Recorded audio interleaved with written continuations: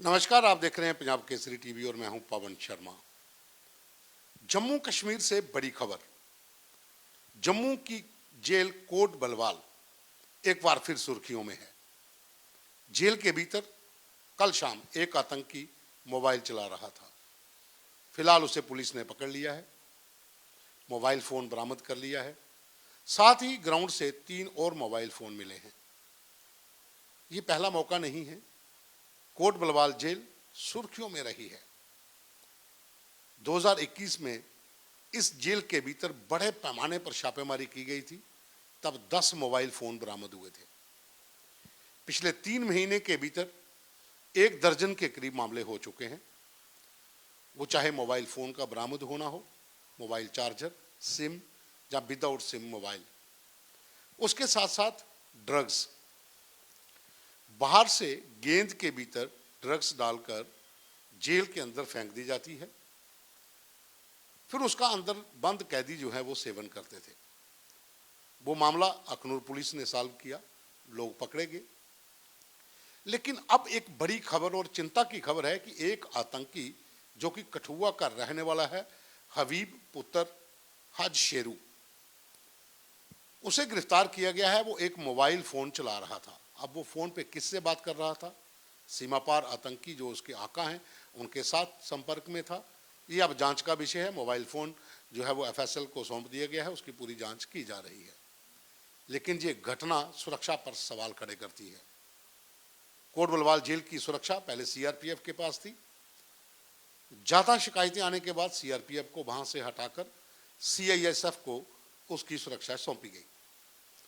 लेकिन वहां पर अब जो पोजीशन बनी हुई है, पिछले 3 महीने में 6-7 ऐसे मामले सामने आ गए हैं जो सुरक्षा से जुड़े हुए हैं। मोबाइल फोन जेल के अंदर पहुंचने, ड्रग्स जेल के अंदर पहुंचनी।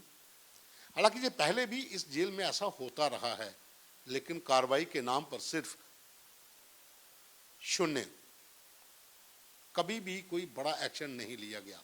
आखिर क्या वजह है कि इस जेल के भीतर बंद जो आतंकी हैं, उनके जो समर्थक हैं या फिर जेल की सुरक्षा में लगे अधिकारी हैं, उनकी गहन जांच क्यों नहीं हो पाई?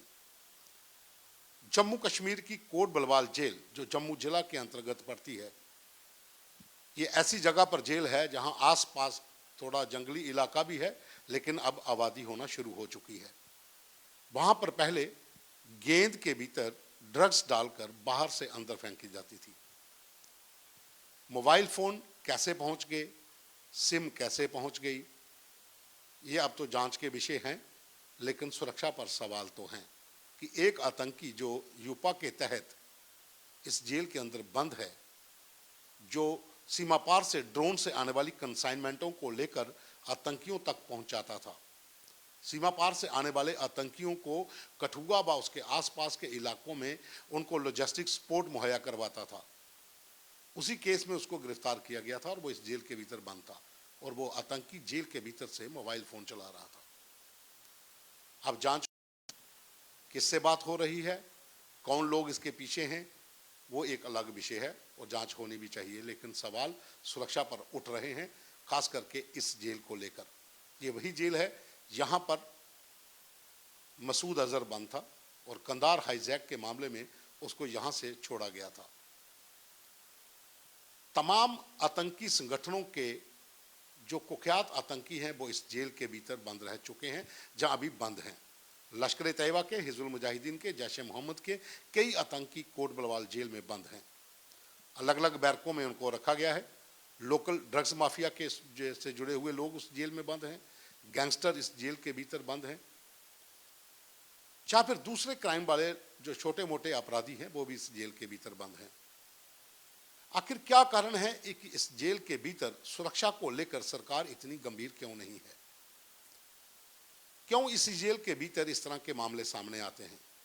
जम्मू की अम्फला जेल भी है, वहां पर भी आतंकी बंद है, वहां पर भी ड्रग्स से जुड़े हुए तमाम माफिया के लोग बंद हैं, अपराधी बंद हैं। लेकिन यहां पर कभी कभार कोई चूक देखने को मिलती है। लेकिन कोट बलवाल जेल के अंदर लगातार ऐसी घटनाएं होती हैं। 2021 का मैंने आपको वाकया बताया, 10 मोबाइल फोन वहां से बरामद हुए थे। और अब पिछले 3 महीने में कोट बलवाल जेल के भीतर मोबाइल मिलते हैं, चार्जर मिलते हैं, विदाउट सिम मोबाइल मिलते हैं, सिम मिलती हैं, ड्रग्स मिलती है। और आखिर आज जो हुआ है, जो बीती रात यहाँ पर हुआ है, वो एक आतंकी मोबाइल चला रहा था जिसकी सूचना सुरक्षा एजेंसियों को मिल चुकी थी और उसके बाद वहाँ पर छापेमारी की गई और उस आतंकी को पकड़ लिया गया जिसका नाम हबीब है। वो पहले भी आतंकी घटनाओं में शामिल रहा है और इस जेल के अंदर वो बंद था। जम्मू कश्मीर की तमाम जेलों के भीतर जो बड़ी जेलें हैं उनकी सुरक्षा अब CISF के हवाले कर दी गई है। पहले वहाँ पर CRPF होती थी। खास करके कोट बलवाल जेल जो है ये सुर्खियों में रही है और ये अति संवेदनशील जेल है। इस जेल को एक बार सुरंग भी बनाई गई थी ताकि आतंकी भाग जाते, लेकिन समय रहते पता चल गया। इसी जेल को तोड़ने की कोशिश कई बार की गई। इसी जेल के भीतर आतंकियों ने एक दूसरे पर हमला किया। इसी जेल के भीतर एक पाकिस्तानी आतंकी को मार गिराया गया और इसी जेल के भीतर 10 मोबाइल 2021 में बरामद हुए और उससे पहले भी कई तरह की घटनाएं हुई और अब वहाँ पर ड्रग्स बरामद हो रही है, मोबाइल फ़ोन बरामद हो रहे हैं, यहाँ तक कि आतंकी जेल के भीतर बैठकर अपने आकाओं से बात भी कर रहे हैं। ये एक चिंता का विषय है और सरकार को इसके ऊपर सोचना भी होगा। तमाम उन लोगों की जांच होनी चाहिए कि आखिर मोबाइल फ़ोन जेल के भीतर कैसे पहुँचे। जेलर, डिप्टी जेलर या तमाम जो वहाँ पर प्रिजन विभाग के कर्मचारी या अधिकारी हैं उनकी भी जांच होना अवश्य है। इस जेल के भीतर जो नेटवर्क बना हुआ है वो किसका नेटवर्क है, किस तरह से यहाँ पर ऐसा काम हो रहा है।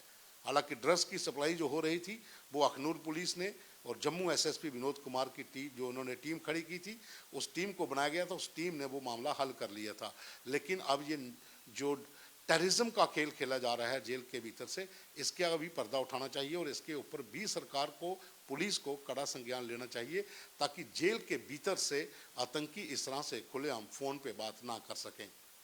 क्योंकि मामला सुरक्षा से जुड़ा हुआ है तो जाहिर सी बात है कि अगर आपने CRPF को हटाकर CISF को बाहरी सुरक्षा उसकी सौंपी है तो कहीं ना कहीं अब सुरक्षा पर सवाल खड़ा जो हो रहा है वो सिर्फ CRPF पर नहीं था, अब CISF पर भी लग जाएगा कि आखिर सुरक्षा चेंज की गई थी ताकि जेलों की सुरक्षा कड़ी हो और उनकी देखरेख में अगर वहाँ पर आतंकी मोबाइल फ़ोन चला रहे हैं तो ये एक चिंता का विषय जरूर है।